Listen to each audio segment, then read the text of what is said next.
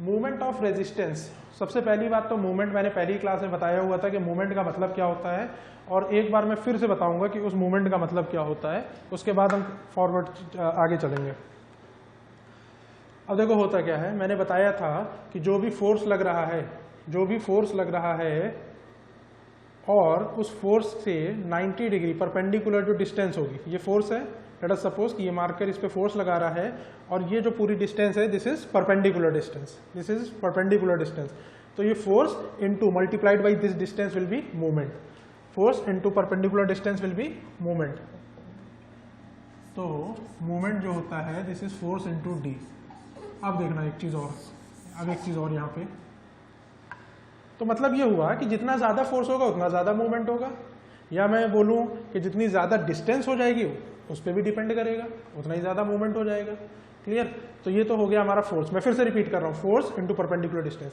अब मान लो ये बीम है, लेट अस सपोज कि this bottle is our beam. अगर ये बीम है और इसके ऊपर लोड आ रहे हैं तो वो सारे के सारे लोड क्या इसके ऊपर मूवमेंट डेवलप करेंगे?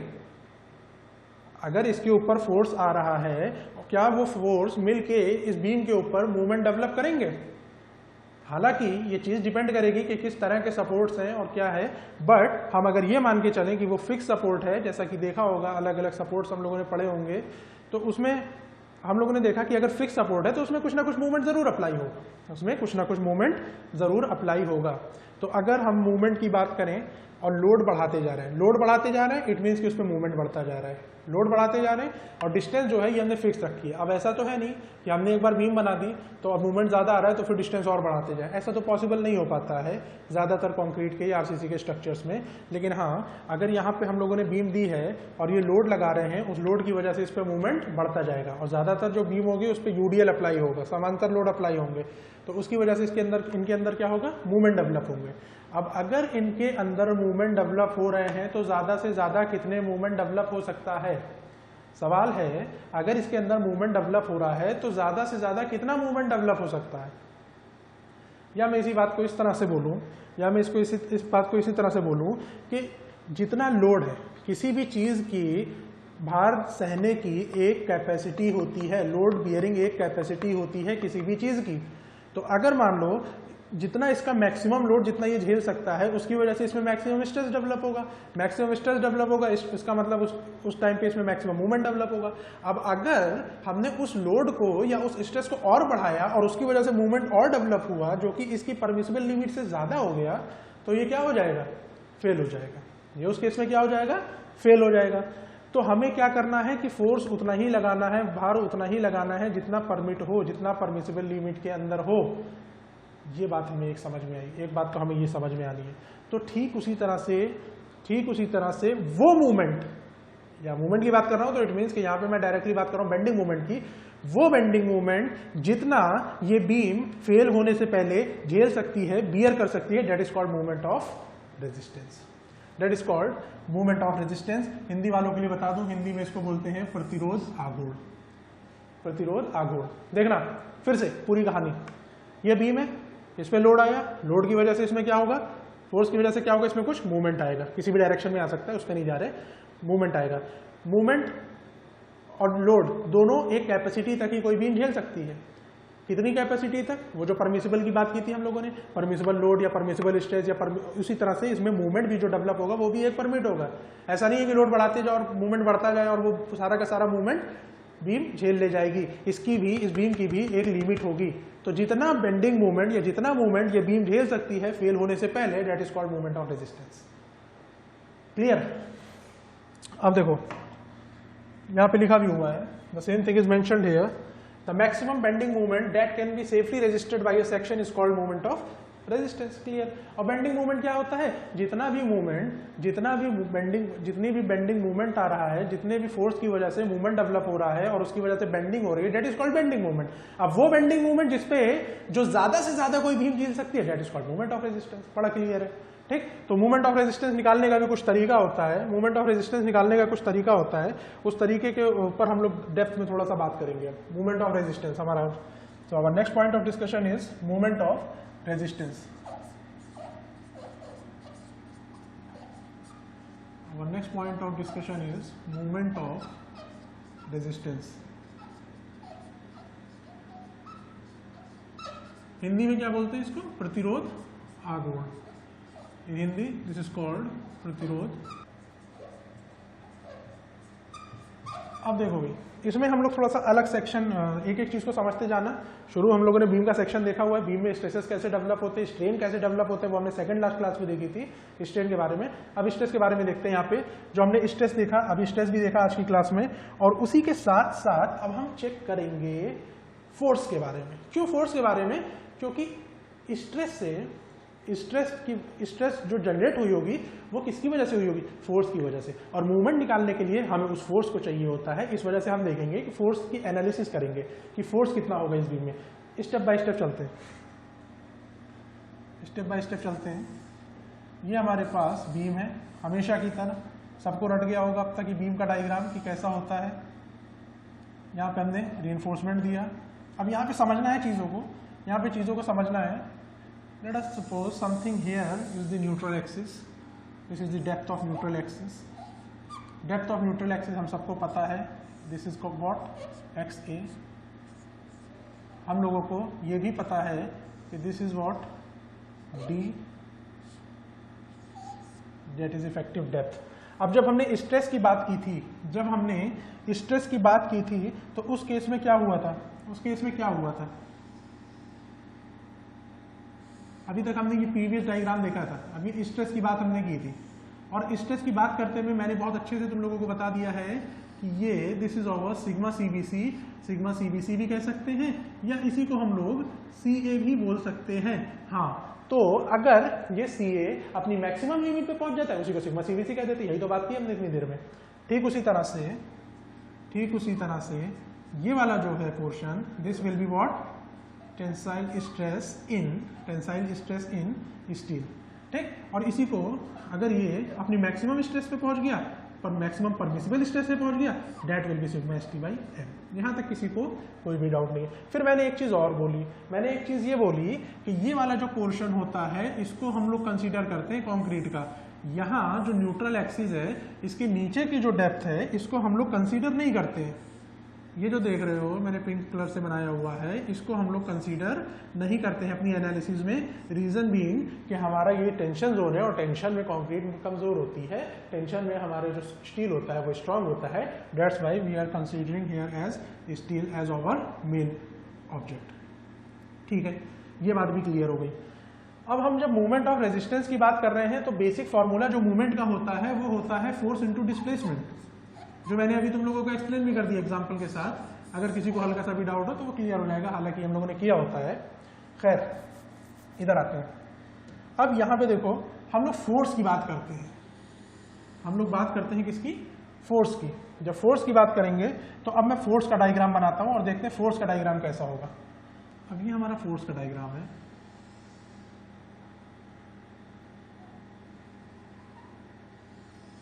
This is our diagram for force.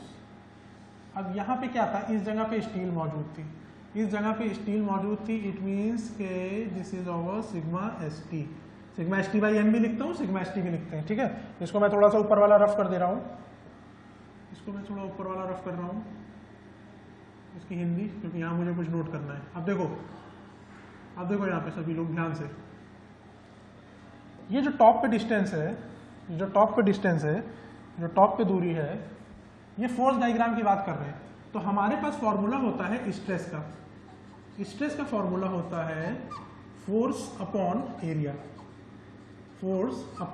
Area. हमें बात करनी है फोर्स के लिए। ठीक है, this was our cross sectional beam,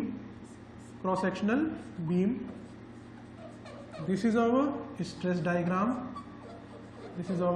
diagram, और यहां पे जो हम बात कर रहे हैं this is our force diagram. ये हमारा फोर्स डायग्राम है। अच्छा, कहीं पे अगर सी ए लिखा हो या कहीं पे अगर सी ए की जगह सिग्मा CBC लिख दिया हो या सिग्मा ST लिखा हो और TA लिखा हो तो उसमें कंफ्यूज नहीं होना है। अगर TA लिखा है सिग्मा ST लिखा है, एक ही बात है ना। TA की वैल्यू हम लोग सिग्मा ST को भी हम TA लिख सकते हैं जब उसकी मैक्सिमम वैल्यू हो। तो अगर सिग्मा ST कहीं लिखा है इसका मतलब वो बात कर रहे हैं कि उसकी मैक्सिमम परमिसिबल स्ट्रेस के बारे में। अगर TA लिख दिया है तो इसका मतलब जितना स्ट्रेस उसके ऊपर अप्लाई हो रहा है। तो दोनों में से कुछ भी लिखा हो उसकी एनालिसिस हम सेम ही तरह से करेंगे। अच्छा ठीक है, जो कि दोनों स्ट्रेस है। अब यहाँ बात करते हैं फोर्स की। फोर्स की बात जब हम करेंगे तो हमने देखा stress equals to force upon area. तो फोर्स जो होगा वो कितना हो जाएगा, what will be the value of force. Force की वैल्यू हो जाएगी stress into area. The value of force will be stress multiplied by area. सही है, कोई दिक्कत नहीं। तो अब यहाँ पे क्योंकि ये फोर्स डायग्राम है, this is our force diagram, तो फोर्स डायग्राम में जो टॉप पे फोर्स होगा वो कितना होगा, जो टॉप पे फोर्स होगा वो कितना होगा। ये डिस्टेंस हमें पता है, this distance is B, this distance is B, और इस बीम की थिकनेस को हम मान लेते हैं कितना, यूनिट। बीम की थिकनेस को हम मान लेते हैं 1, वो1 mm मान ले रहे हैं, ठीक है, क्योंकि mm में ही जनरली बीम की डायमेंशन होती है, तो हम बीम की थिकनेस को मान ले रहे हैं mm में, तो 1 mm। अब देखो मैं इसको ऊपर नहीं लिख रहा हूँ, मैं थोड़ा अलग समझाने की कोशिश कर रहा हूँ, पहले समझ लो उसके बाद बात करते हैं। जब हमने 1 mm बोला तो अब देखो फोर्स कितना हो जाएगा, फोर्स कितना हो जाएगा, स्ट्रेस कितना हो रहा था, इतना स्ट्रेस कितना अप्लाई हो रहा था, व्हाट वाज द स्ट्रेस हम मान लेते हैं ऊपर CA, क्योंकि कंक्रीट की बात हो रही है, सिग्मा CBC भी बोल सकते हैं या CA, दोनों में से कुछ भी ले सकते हैं। स्ट्रेस इनटू एरिया की बात करो, व्हाट वाज एरिया, एरिया किसका, इसके एरिया की अगर हम बात करेंगे तो ये जो टॉप वाली विड्थ थी इसको B बोलोगे ना, ये B हो जाएगा, ये क्या थी, ये B थी पूरी, so this will be B। और क्योंकि ये ट्रायंगुलर शेप का है, ये स्ट्रेस वाला भी ट्रायंगुलर शेप का है, तो ट्रायंगल का जो एरिया होता है that is half base into height.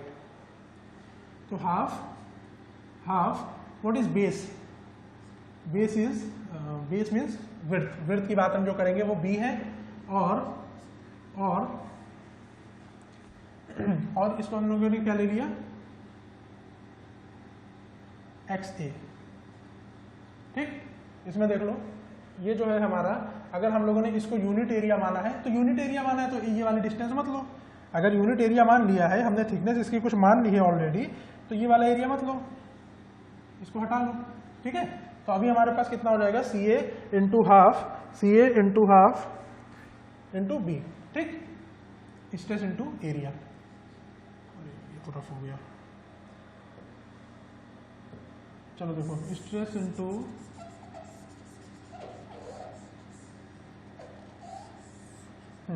अब जो मैक्सिमम फोर्स होगा वो अभी मैं बात करता हूं इसकी। जो मैक्सिमम फोर्स होगा, क्योंकि ये फोर्स डायग्राम ये है, तो मैक्सिमम फोर्स यहां से यहां तक वेरिएशन हो रहा है। देखो यहाँ पे फोर्स इतना, यहाँ पे फोर्स इतना, यहाँ पे इतना, तो ये फोर्स का डायमेंशन चेंज हो रहा है। फोर्स का डायमेंशन क्या, बल्कि मैग्नीट्यूड चेंज हो रहा है। तो अगर ये फोर्स का मैग्नीट्यूड चेंज हो रहा है और ये जो फोर्स बन रहा है ये ट्रायंगुलर शेप में है, तो यहाँ पे जो मैक्सिमम फोर्स होगा वो कहां पर अप्लाई होगा, इस ट्रायंगुलर सेक्शन के सेंट्रॉइड पर, इस ट्रायंगुलर सेक्शन के सेंट्रॉइड पर। एंड लेट अस सपोज कि वो ट्रायंगुलर सेक्शन कहीं यहाँ पर है, वो जो पॉइंट है जहाँ पे इसका सेंट्रॉइड है वो कहीं यहाँ पर है, ठीक, ये पॉइंट मैंने बनाया हुआ है। तो ट्रायंगुलर सेक्शन के लिए जो सेंट्रॉइड की डिस्टेंस होती है वो कितनी होती है, यहाँ से what will B this distance. अगर मैं यहाँ से बात करूं तो ये डिस्टेंस जो है ये होगी हमारी XA/3, ये पूरी XA है, दिस होल इज XA, ये पूरी XA है, तो ये कितनी हो जाएगी, XA/3, ठीक। फोर्स मैक्सिमम कहाँ आ रहा होगा, सेंट्रॉइड पे। अब हमें देखना है कि सेंट्रॉइड पे मैक्सिमम फोर्स आ रहा है, उस फोर्स की वैल्यू क्या है, हमें ये चेक करना है। और फोर्स के लिए हमने रिलेशन देख लिया था, यहाँ नहीं लिखा मैंने, मैं आगे वहीं लिखूंगा सीधे, force equals to stress into area, force equals to stress into area. अब बताओ एरिया कितना है, what will be the area. Area check करो सभी लोग देखो, ये डिस्टेंस x है, ये डिस्टेंस b है, ये पूरी b दी हुई है, चेक करो एरिया कितना रहेगा सभी लोग, कितना होगा, चलो देख लेते हैं। तो पहले हम लोग बात कर लेते हैं एरिया कितना होगा। एरिया क्योंकि ट्रायंगुलर की बात हो रही है तो half half into what is B, B कितना है ये, half into B into this is whole X A, half base into height, ठीक है, ये हो गया। और स्ट्रेस कितना होगा, स्ट्रेस कितना होगा, स्ट्रेस हमारा कितना अप्लाई हो रहा है, सी ए, क्लियर। तो ये हमारा जो है फोर्स का डायमेंशन निकल कर आ गया, फोर्स का डायमेंशन निकल कर आ गया। इसको हम ऐसे भी लिख लेते हैं, B into X A into C A by 2। ये हमारा फोर्स का मैग्नीट्यूड निकल कर आ गया। इसको मैं एक बार फिर से रिपीट करूंगा, ये हमारे पास एक बीम का सेक्शन था, ये हमारे पास इसका स्ट्रेस डायग्राम था, ये हम बीम का सेक्शन बनाया, स्ट्रेस डायग्राम था। स्ट्रेस डायग्राम का मतलब ये हुआ कि हम लोग स्ट्रेस में वेरिएशन देख रहे हैं जैसे जैसे डेप्थ में नीचे जाते जा रहे हैं। ठीक उसी तरह से हमने ये फोर्स डायग्राम बनाया, फोर्स में क्या किया, नीचे जाते जा रहे हैं, डेप्थ जैसे जैसे डेप्थ जा रहे हैं ये वेरिएशन दिखा रहा है इसमें चेंज होने वाले फोर्सेस का, अब सवाल ये उठता है कि अगर वो इस डायरेक्शन में कुछ चेंज हो रहा है, ट्रायंगुलर शेप में अगर इसका फोर्स चेंज हो रहा है, अगर ट्रायंगुलर सेक्शन के अकॉर्डिंग इसका फोर्स चेंज हो रहा है, तो इसका मतलब ये हुआ कि जो इसका मैक्सिमम फोर्स होगा वो इसके सेंट्रॉइड पे होगा, और सेंट्रॉइड किसी भी ट्रायंगुलर सेक्शन का इस दूरी से टॉप से कितना होगा, XA/3 की वैल्यू पे। XA/3 क्यों, और XA क्या है, XA पूरी न्यूट्रल एक्सिस तक की दूरी है टॉप पर से, तो सेंट्रॉइड का होगा XA/3, मतलब majority of the forces will be acting on the at the centroid of this beam. तो अब सेंट्रॉइड हमने ये सेलेक्ट कर लिया, सेंट्रॉइड पे फोर्स कितना आ रहा है उसके लिए हमने स्ट्रेस का फॉर्मूला लगाया, stress equal to force upon area, तो force will be equal to stress into area. Stress कितना है, CA है, जो हमने यहाँ पे लिखा हुआ है, स्ट्रेस हमने स्ट्रेस डायग्राम से हेल्प ले ली, CA है, ठीक है, स्ट्रेस इज CA। अब मतलब यहाँ पे टॉप पे पहुंच के सिग्मा CDC हो जाएगा, लेकिन कहीं और स्ट्रेस चेक करेंगे वो CA रहेगा, ठीक। तो CA हो गया। एरिया कितना होगा, एरिया पूरा चेक करो, ट्रायंगुलर है, half base into height, half हमने ऐसे लिख दिया 1/2, बेस कितना था, बेस इज B, ये विड्थ की बात की, B into height, height was total height was XA। कोई डाउट, यहां से कोई डाउट नहीं होगा। अब देखो यहां तक ये चीज क्लियर हो गई होगी कि ये हमारा फोर्स निकल कर आ गया। अब मैंने बोला कि जो मोमेंट ऑफ रेजिस्टेंस होता है that is equals to the force into perpendicular distance. अब फोर्स मैग्नीट्यूड यहाँ पे सेंट्रॉइड पे सबसे ज्यादा था, फोर्स की हमें वैल्यू भी पता चल गई। अब वो परपेंडिकुलर डिस्टेंस कितनी है, अब सवाल उठता है कि वो परपेंडिकुलर डिस्टेंस कितनी है। जब मैं बॉटल लिया था, अभी तुम्हें एग्जांपल दे रहा था कि फोर्स यहाँ पे अप्लाई हो रहा है और ये पूरी लेंथ के अलॉन्ग ये इसकी परपेंडिकुलर डिस्टेंस है, वहां पे वो परपेंडिकुलर डिस्टेंस कितनी होगी। इसके लिए हमें एक बात पता है जो हमने प्रीवियस क्लास में डिस्कस किया था, लीवर आर्म। क्या बात की थी, लीवर आर्म। तो यहां से लेके ये फोर्स की डिस्टेंस से लेके जहां पे ये स्टील है, यहां तक की जो दूरी होगी, this is called lever arm. यही तो कहते थे लीवर आर्म, है ना। तो अब ये जो ये जो डिस्टेंस है, ये फोर्स इंटू परपेंडिकुलर डिस्टेंस, इसमें मूवमेंट जो बीम में तुम्हें दिख रहा होगा, फोर्स इंटू परपेंडिकुलर डिस्टेंस। अब सवाल उठता है ये डिस्टेंस कितनी है, ये डिस्टेंस कितनी है। सो दिस डिस्टेंस, अब इसको मैं दिखाने के लिए इसको हम बोलते हैं lever arm, this is called lever arm, and this distance is, check करते हैं, टॉप पर से जहां पे रिइंफोर्समेंट के सेंटर है वहां तक की दूरी है स्मॉल डी, तो मतलब यहां से लेके यहां तक की पूरी दूरी है स्मॉल डी। फोर्स अप्लाई हो रहा है ऊपर से x/3, तो यहां से यहां तक की दूरी कितनी हो जाएगी, small D minus XA/3, this will be small D minus XA/3। यहां तक तो हो गया। अब मुझे एक चीज नहीं समझ आई, या मैंने एक चीज नहीं बोली कि यहां पे तो हमने ये बना दिया, हमें समझ में आ रहा है कंप्रेशन जोन में क्या फोर्स का पूरी कहानी। ये नीचे तो मैंने सिर्फ एक लाइन बना दी और नीचे तो कुछ बात ही नहीं की, यहां पे तो मैंने कुछ बनाया ही नहीं, ये तो सिर्फ एक सिंपल लाइन बनी हुई है। इसका क्या खेल है, ऐसा क्यों हो रहा है। तो मैंने क्या बोला था शुरू में ही कि जो हमारा नीचे वाला पोर्शन होता है कंक्रीट का, वो हम मान के चलते हैं कि वहां पे नेग्लेक्ट कर देते हैं कि स्ट्रेस झेल रही होगी। तो स्ट्रेस ही नहीं जब वहां पे नेग्लेक्ट मान के चला, तो वहां पे डेवलप होने वाले फोर्स को भी हम नेग्लेक्ट मान के चलेंगे। तो हमारी एजम्पशन ये रहेगी कि वहां पे डेवलप होने वाले किसी भी फोर्स को हम कंसीडर नहीं कर रहे हैं। और अगर हम वहां पे कंसीडर नहीं कर रहे किसी भी डेवलप होने वाले फोर्स को, तो हमने लाइन दिखा दी, यहाँ पे कोई भी फोर्स का मैग्नीट्यूड नहीं है। तो फिर यहाँ पे डेवलप होने वाला फोर्स सारा का सारा कौन झेल रहा होगा, वो झेल रहा होगा स्टील। तो स्टील के सामने हमने दिखा दिया, स्टील के सामने हमने मैग्नीट्यूड दिखा दिया कि टोटल फोर्स जो है वो स्टील झेल रहा होगा। तो यहाँ पे फिलहाल तो ये सिग्मा एस टी है, फिलहाल तो ये सिग्मा एस टी है। अब मुझे ये बताओ कि यहाँ पे फोर्स कितना डेवलप होगा, ये स्ट्रेस है, यहाँ पे फोर्स कितना डेवलप होगा, यहाँ पे फोर्स कितना डेवलप होगा। लेट अस सपोज कि अगर यहाँ पे सी ए है, दिस इज सी ए था हमारा, हाँ, यहाँ पे अगर हम बात कर लें सिग्मा एस टी भी बोल सकते हैं और इसी को हम क्या बोल सकते हैं, टी ए। तो लास्ट क्लास में मैंने बोली थी कि अगर एक पे टी ए का आ रहा है, एक बार पे 1 mm स्क्वायर पे, देखना 1 mm स्क्वायर एरिया पे अगर टी ए स्ट्रेस आ रहा है तो टोटल पे कितना आ जाएगा, मान लो area of steel A S T है, तो टोटल कितना हो जाएगा, T A into A S T. Total will be T A into A S T. इसको मैं हटा दे रहा हूँ ताकि ये डाउट ना करे। हाँ, तो ये कितना हो जाएगा, T A into A S T. Clear, ये यहाँ पे लगने वाला फोर्स हो गया। अब बताओ आगे,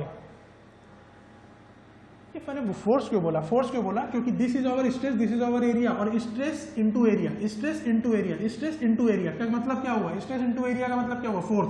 तो मतलब स्टील में डेवलप होने वाला हम लोगों ने फोर्स चेक कर लिया, स्टील में डेवलप होने वाला हम लोगों ने फोर्स चेक कर लिया, और उसी के साथ साथ कंक्रीट में डेवलप होने वाला फोर्स भी हमने चेक कर लिया। और जब इन दोनों को चेक किया तो हमें पता चला कि टी ए इंटू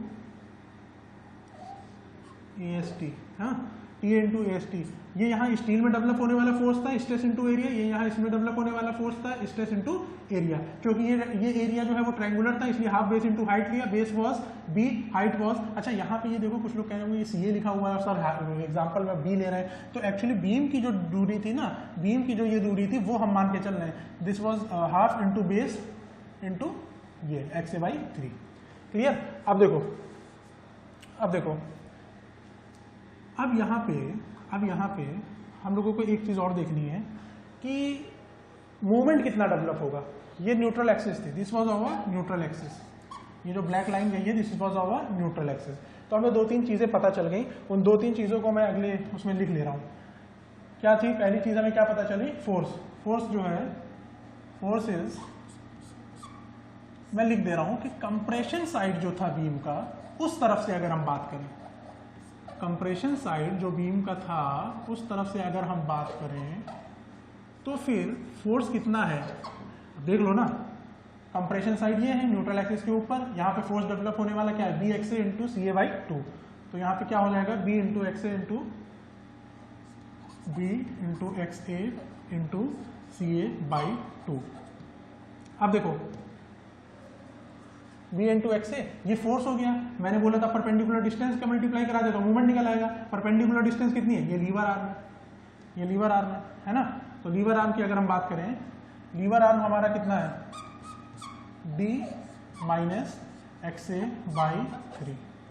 ठीक, तो मूवमेंट ऑफ रेजिस्टेंस जो है, जिसको मैं एम आर से दिखा रहा हूं, वो हो जाएगा force into, that will be force into perpendicular distance, लिख दे रहा हूं perpendicular distance,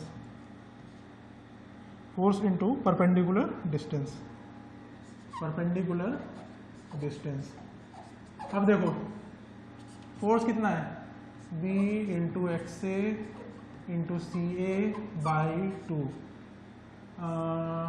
perpendicular distance is lever arm which is d minus X A by 3। ये हमारा निकल कर आ गया मूवमेंट ऑफ रेजिस्टेंस निकालने का तरीका। सभी को क्लियर होना चाहिए मूवमेंट ऑफ रेजिस्टेंस हमने कैसे निकाला। ये मूवमेंट ऑफ रेजिस्टेंस सभी को क्लियर होना चाहिए। मूवमेंट ऑफ रेजिस्टेंस निकालने का फॉर्मूला हमारे पास निकल कर आ गया। मूवमेंट ऑफ रेजिस्टेंस वो होता है जो कोई भी बीम बेंडिंग जितना मूवमेंट झेल सके फेल होने से पहले, that maximum movement which can be resisted by the beam is called movement of resistance. तो अब मूवमेंट ऑफ रेजिस्टेंस ले दे के मूवमेंट वाली बात हो रही। मूवमेंट के लिए हमें पता है फोर्स इनटू परपेंडिकुलर डिस्टेंस की बात होती है। फोर्स के लिए हमें देखना पड़ेगा फोर्स डायग्राम बीम का। फोर्स डायग्राम जो हमने बीम का बनाया तो वो कुछ ऐसा बना। फोर्स के लिए हम लोगों ने देखा स्ट्रेस के टर्म में, क्योंकि हमें स्ट्रेस पता था सी होता है। Stress is force is stress into area, stress equal to force upon area, then force is equal to stress into area. ठीक, स्ट्रेस इनटू एरिया। तो स्ट्रेस की अगर हम stress force will be equal to stress into area. Area की बात करें तो ये क्योंकि ट्रायंगुलर शेप था तो half base into height, half B into X से बी ये पूरी दूरी थी जो यहाँ पे थी, ठीक। स्ट्रेस कितना था इनटू स्ट्रेस इज सी ए, तो एफ हमारे पास क्या बन गया B into x into C ए, ये 2 लिख दिया यहाँ पे, क्लियर है। यहाँ पे देखो जो सेंट्रॉइड था इस ट्रायंगुलर सेक्शन का वो होता है टॉप पे से x/3 दूरी पे, x/3 दूरी पे है, तो अब ये जो फोर्स लग रहा है इनटू परपेंडिकुलर डिस्टेंस ही मूवमेंट होता है। तो ये निकालने के लिए हमने मूवमेंट के लिए क्या चेक किया, ये दूरी जब चेक करोगे तो पूरी यहाँ से लेके यहाँ तक की दूरी थी d स्मॉल d, और यहाँ से यहाँ तक की x/3, तो यहाँ से लेके यहाँ तक की हो जाएगी, यहाँ से लेके यहाँ तक की हो जाएगी तो पूरे d में से स्मॉल d माइनस ये वाली दूरी, तो ये हमें यहाँ वाली मिल गई। फिर हमें मूवमेंट के लिए क्या चाहिए होता है, फोर्स इनटू डिस्टेंस। फोर्स भी पता चल गया और डिस्टेंस भी पता चल गई, दोनों को मल्टीप्लाई करा दिया, यही हमें मूवमेंट मिल गया, and that movement is what, movement of resistance. अब देखो एक चीज और, ये मूवमेंट जो हम लोगों ने निकाला ये कंप्रेशन साइड की तरफ से निकाला है, मतलब कंक्रीट वाले कंप्रेशन पे कौन सारे के सारे स्ट्रेसेस बियर कर रहा था, कंक्रीट कर रहा था, तो ये वहां से हमने निकाला है। अब बात करते हैं स्टील के टर्म में, अब बात करते हैं स्टील के रिस्पेक्ट में, या फिर मैं बात करूंगा from tension side. Tension side से भी हम लोग निकाल सकते हैं। टेंशन साइड कौन सा, जहां पे टेंसाइल फोर्सेज आ रहे हो, जो टेंशन जोन हो। टेंशन जोन कहां पे, नीचे होता है, न्यूट्रल एक्सिस के नीचे होता है जो टेंशन जोन, क्योंकि वहां टेंसाइल फोर्स आ रहे हैं, वहां पे लगने वाले सारे फोर्स को कौन बियर करेगा, स्टील बियर करेगा। वहां पे जो मौजूद है कंक्रीट, उसको कोई भी स्ट्रेस या फोर्स को डेवलप बियर नहीं करेगा, ठीक। तो फ्रॉम टेंशन साइड की बात करो, टेंशन साइड की तरफ से हम मूवमेंट ऑफ रेजिस्टेंस निकालते हैं। जब टेंशन साइड की तरफ से मूवमेंट ऑफ रेजिस्टेंस निकालेंगे तो फिर से वही फॉर्मूला, मूवमेंट ऑफ रेजिस्टेंस का मतलब क्या, मूवमेंट ही हुआ, ये वो मूवमेंट है जो रेजिस्ट कर सके बीम, तो रेजिस्ट की बात कर ली। अब मूवमेंट के लिए फिर से हमारे पास फॉर्मूला वही होता है, force into distance, perpendicular distance, ठीक है। तो अब देखो फिर से वापस आओ, फोर्स कितना लग रहा है, फोर्स फिर से बताता हूँ, रिपीट करता हूँ, stress equal to force upon area. Force क्या हो जाएगा, स्ट्रेस इनटू एरिया। स्ट्रेस जो इतना लग रहा है स्टील में वो TA है, एरिया कितना है, एरिया ऑफ स्टील जितना भी दिया हो, तो TA into AST will be equal to force, ये फोर्स के बराबर। अब सवाल उठता है परपेंडिकुलर डिस्टेंस क्या, परपेंडिकुलर डिस्टेंस हमारी ये वाली हो जाएगी जो पहले वाली थी। सभी को क्लियर हो गया होगा, तो हम क्या लिख सकते हैं, इसको हम क्या लिख सकते हैं, MR इक्वल्स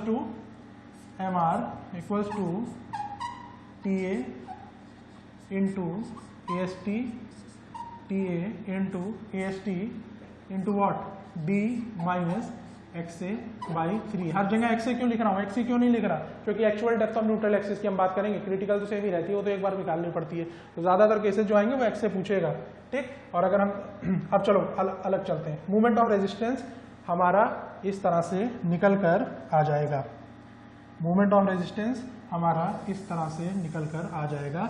इधर से भी ले सकते हो, कंप्रेशन फ्रॉम कंप्रेशन साइड, और ये जो नीचे वाला है ये मूवमेंट ऑफ रेजिस्टेंस जब हम लोगों ने टेंशन साइड से लिया, फ्रॉम टेंशन साइड। यहाँ तक सभी को सब क्लियर होगा, इसकी प्रैक्टिस बढ़िया से करना सभी लोग, यहाँ तक सब लोगों को सब कुछ क्लियर हो गया होगा। अब देखो अब हमने बहुत सारी चीज़ें देख ली, हमने अंडर रीइंफोर्स सेक्शन देखा, ओवर अल्परबोलिक देखा, ओवर रीइंफोर्स देखा, बैलेंस सेक्शन देखा। अब देखो यहाँ पे इन सारी चीज़ों को मूवमेंट ऑफ रेजिस्टेंस और उनका दोनों को लिंक करते हैं। मूवमेंट ऑफ रेजिस्टेंस जो यहाँ से निकाले हो, प्रतिरोध आघूर्ण, वो और उसके साथ साथ हम किसको लिंक करेंगे, इसको लिंक करेंगे मूवमेंट ऑफ रेजिस्टेंस से, ठीक है। अब यहाँ पे रोको, बात को यहाँ पे रोक देते हैं, मूवमेंट ऑफ रेजिस्टेंस पे आके ये हमारे पास दो फॉर्मूले हैं, फर्स्ट सेकंड, कंप्रेशन से लो तो ये। अब सवाल उठता है कि अगर हमें मूवमेंट ऑफ रेजिस्टेंस निकालना है तो इस फॉर्मूले का इस्तेमाल करें या इस फॉर्मूले का इस्तेमाल करें। क्वेश्चन इज कि if we want to calculate the movement of resistance then which formula we have to use, first one और सेकंड वन, कौन सा इस्तेमाल करना है। तो अब देख लो, अगर तुम्हें CA की वैल्यू पता है, XA की वैल्यू पता है, CA की वैल्यू पता है, XA तो कॉमन है, दोनों में पता होना चाहिए। अगर CA की वैल्यू पता है तो ये फॉर्मूला लगा दो, अगर CA नहीं पता है, TA पता है तो ये फॉर्मूला लगा दो, अगर TA नहीं पता है, CA पता है तो ये फॉर्मूला लगा लो, ठीक। तो ये दोनों फॉर्मूले की वैल्यूज हम लोग देख लेंगे। अभी भी एक चीज और, एक चीज और, this was our sigma CBC, ये सारी चीजें क्लियर हैं। This depth was X A. एक कॉन्सेप्चुअल बात कि जब तुम नॉर्मली देखोगे ना तो पहले तुमने फोर्स कहीं पे निकाला होगा, फिर तुम स्ट्रेस की बातें करते होगे कि stress equal to force upon area. यहाँ हम लोग उल्टा जा रहे हैं इन द सेंस कि हमने फोर्स की बात पहले नहीं की थी, हमने पहले बात की थी स्ट्रेस की पहले बात की थी, उसके बाद हम लोगों ने फोर्स की बात की। ऐसा क्यों? क्योंकि जो भी हमारे कंसिडरेशन होते हैं इस मेथड ऑफ डिजाइन में वो सारे के सारे स्ट्रेस से लेकर चलते हैं। तो बाद में स्ट्रेस लग रहा है, उसकी वजह से जो फोर्स आ रहा है वो हमने बाद में चेक कर लिया, शुरुआत में फोर्स को लेकर नहीं चले थे। और यही डिफरेंस होता है वर्किंग स्टेट और लिमिट स्टेट मेथड में। तो जब लिमिट स्टेट मेथड हम कर रहे होंगे तो मैं फिर से रिपीट कर दूं, मैंने पहले भी बोला हुआ है कि यहाँ पे हम लोग स्ट्रेस को पहले कंसीडर कर रहे हैं, वहां लोड को करेंगे। खैर ठीक है, वो आगे की बात है।